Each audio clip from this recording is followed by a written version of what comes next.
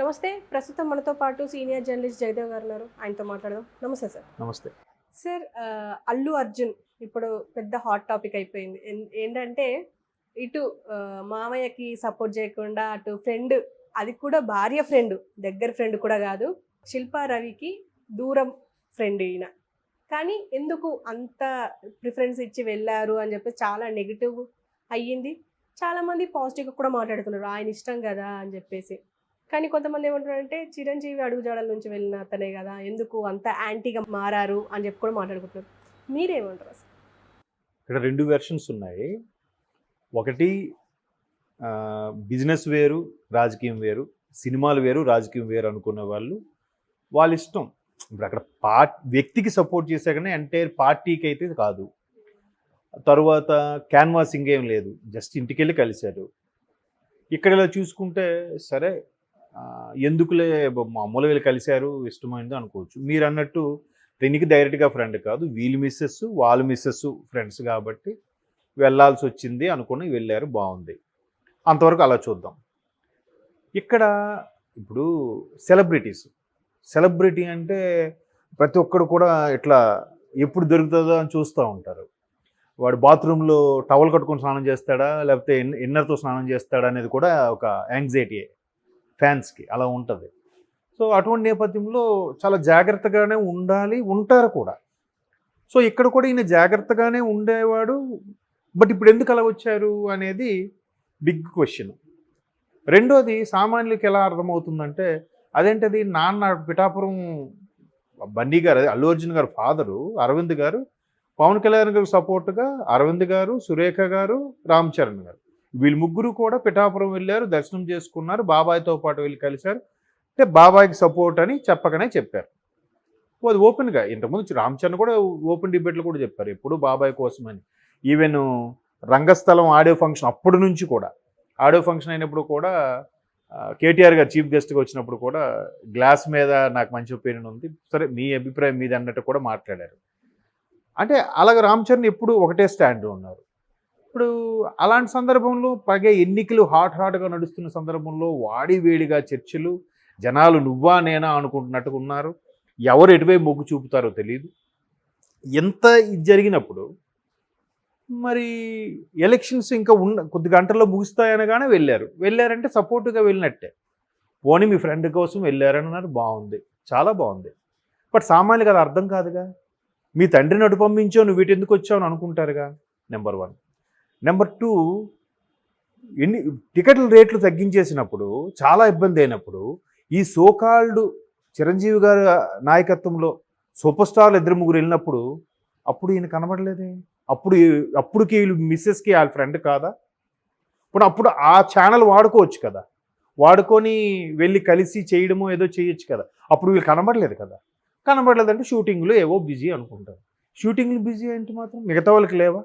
చాలా సందర్భాల్లో కొంతమంది క్యాన్సిల్ చేసుకొని కూడా వచ్చారు. దానికి ఇండస్ట్రీ భవిష్యత్తు కోసం కదా, ఎన్ని కోట్లు పెట్టి. అప్పుడు రామ్ గోపాలవరం గారు కూడా చాలా సపోర్టివ్గా మాట్లాడారు, మీరు తీయండి అయితే సినిమాలు చూస్తాం మేము కూడా.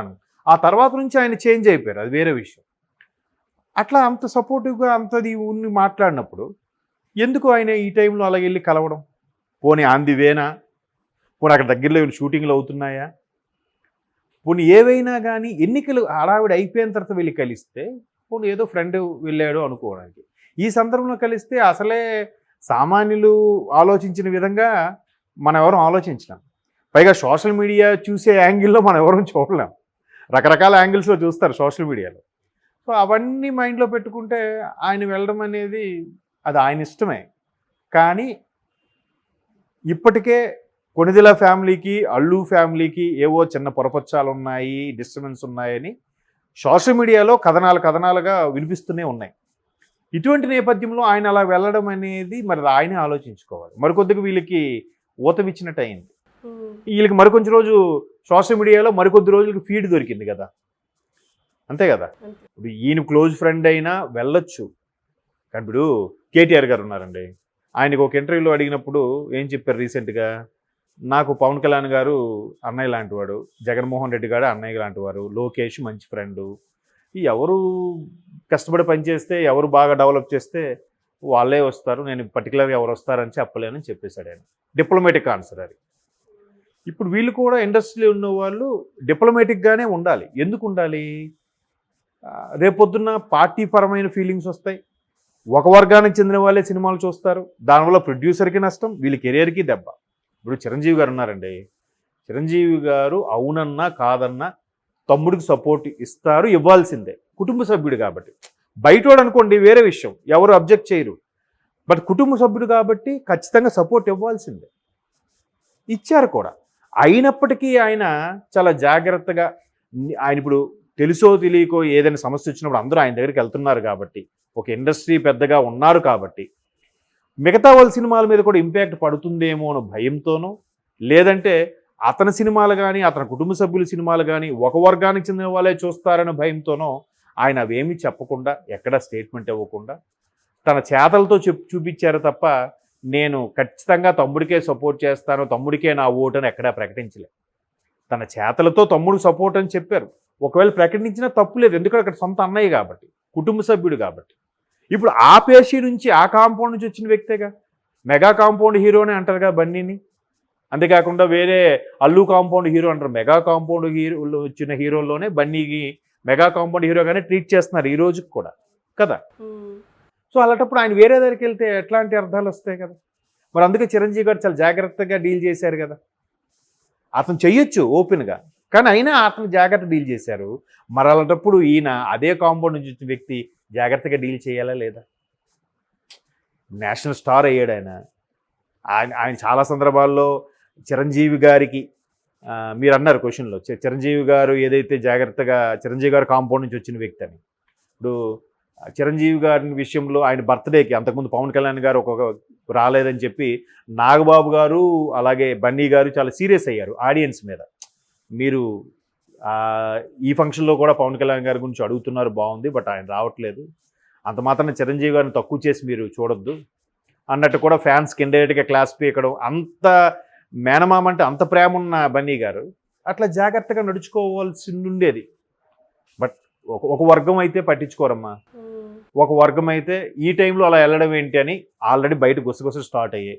ఇంకొంతమంది అయితే చాలా రకరకాలుగా మాట్లాడుకుంటున్నారు. రకరకాలుగా అంటే ఇప్పుడు ఇది ఈ సందర్భంలో ఆన్ స్క్రీన్లో మాట్లాడచ్చో లేదో నాకు తెలియదు. అంటే ఏంటి నేషనల్ స్టార్ అయిపోయారనా, ఇప్పుడు పట్టించుకోవట్లేదా, ఇట్లాంటి వ్యాఖ్యలు కూడా వినిపిస్తున్నాయి. అది అంటే ఒక భార్య ప్రోద్బలంతోనో లేదా భార్య క్లోజ్ ఫ్రెండ్ కాబట్టి వెళ్ళారో సంథింగ్ వెళ్ళారు, బట్ ఇది సందర్భం కాదు. జనాలకు అటువంటి సంకేతాలు ఇస్తుంది కదా. ఇప్పుడు చిరంజీవి గారు పవన్ కళ్యాణ్ గారిని పిలిచారు, ఆశీర్వదించి ఒక 5 కోట్లు చెక్ ఇచ్చి పంపించారు విరాళంగా. దాని సంకేతాలు ఏంటమ్మా? చిరంజీవి గారు తమ్ముడికి సపోర్ట్ ఉందని చెప్పకనే చెప్పినట్టు. మరి ఈయన కూడా అక్కడికి వెళ్ళారు, విషెస్ చెప్పారు అంటే అర్థం ఏంటమ్మా?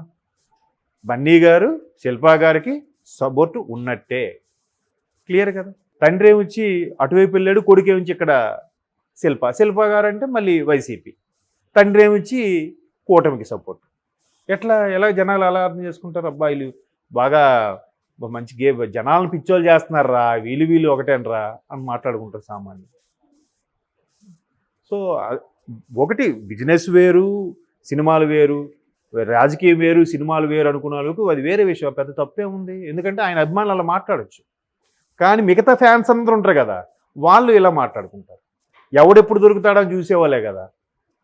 సో మరి అది ఆయన ఇష్టం అంతే. మనం అంతకుమించి ఇప్పుడైతే ఇట్లా భేదాభిప్రాయాలు ఫీలింగ్ అయితే వచ్చేసింది ఫ్యాన్స్లో వచ్చేసింది. ఏదైతే బయట చాలా పొరపచ్చాలు ఉన్నాయట కదా అనే దానికి మరి కాస్త ఆద్యం పోసినట్టుగా అయింది. Okay sir, thank you.